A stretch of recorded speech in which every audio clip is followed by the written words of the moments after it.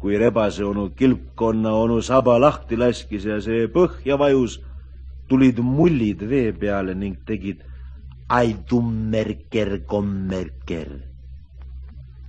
Rebase onu ei lausunud selle peale sõnagi. Aga kaldal istuv konnatädi kuulis ja karjus vastu. Ja kerrom kom-kom, ja kerrom kom-kom. Nüüd panid kõik konnad kisama. Siin pole sügav, siin pole sügav. Ja konnatädi karjub veel kõvemini. Vraki, eto vraki, vraki, eto vraki. Ja kilpkonna onu juurest põhjast tõuseb uuesti mulle. Ai tummerker, kommerker. Konnad lärmavad, karga porri.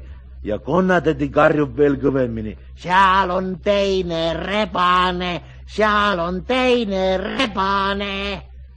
Rebane on sootuks segi, vaatab vette ja näeb, et vesi tõepoolest pole sügav, kuna teine rebane seal sees istub. Ta pingutab, et veel vaadata ning lendab mööda järsakut robinal vette. Konnad karjuvad. Kukkerpall, kukkerpall.